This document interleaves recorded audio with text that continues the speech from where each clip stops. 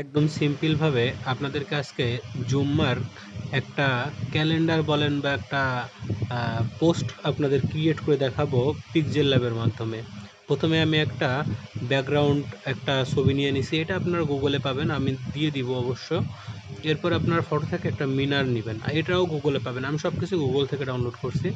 মিনারটা নেওয়ার পরে আমি একটা শেপ নিব, শেপ নিয়ে নিচের অংশটাকে একটু হালকা করে দিব, সাদা করে দিব, যাতে বোঝা যায় যে এর সাথে মিশে গেছে, এমন একটা করে দিব।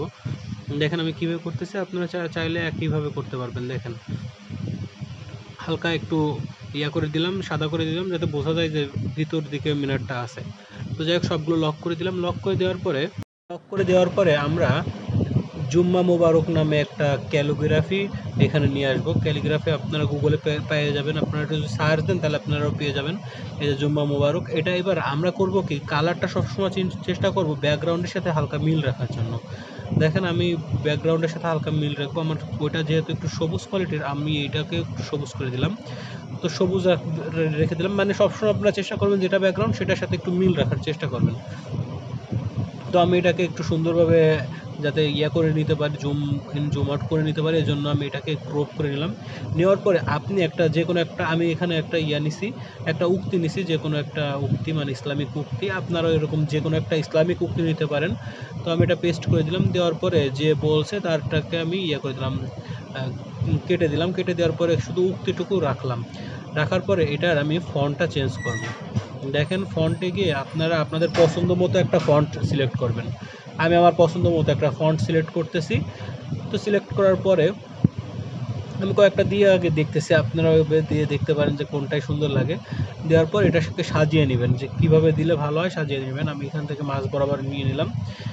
এরপরে আমি আর একটা শেপ নিব, একটু ঠিকঠাক করে নিচ্ছি।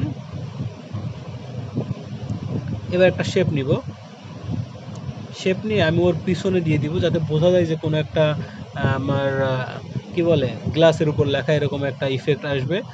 আপনারাও চাইলে এভাবে দিতে পারেন, আমি এভাবে দিচ্ছি। দেওয়ার পরে এটাকে আমি হালকা একটু করে দিব, যেই স্টকটা আছে স্টকটা একটু বাড়াই দিব।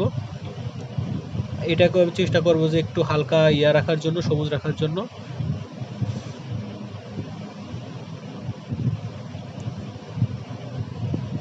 তারপর দেখেন আমি সবুজে অতটা হচ্ছে না।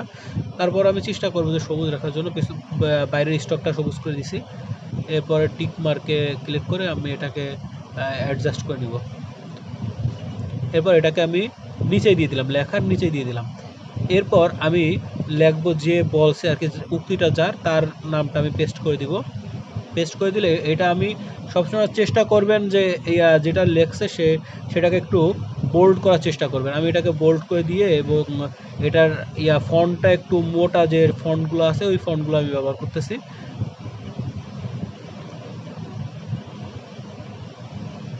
আমি এরপরের ব্যাকগ্রাউন্ডটাকেও দিয়ে দেবো একবারে, যাতে মানে এটা হাইলাইট হয়। যাতে হাইলাইট করার জন্য আমি পিছনের ব্যাকগ্রাউন্ডটাও দিয়ে দিলাম। একটু কমায় বাড়ায় নেবেন, যেটাতে আপনাদের সুবিধা হয়, মানে সাইজটা একটু, ব্যাকগ্রাউন্ড সাইজটা একটু ঠিকঠাক করে নেবেন। নিয়ে মাঝ বরাবর বসায় দিবেন, যেখানে যতটুকু সাইজ করা যায় আমি এভাবে করে নিচ্ছি। এরপর টিক মার্কে ক্লিক করে মাঝ বরাবর বসায় নেবেন।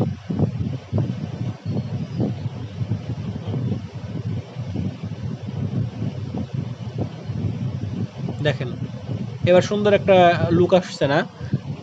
এবার আমি সেভে ক্লিক করে সেভে দিয়ে আলটাতে দিয়ে সেভ টু গ্যালারিতে দিলেই সেভ হয়ে যাচ্ছে। ধন্যবাদ। আজকের ভিডিও এই পর্যন্ত। এভাবে আপনার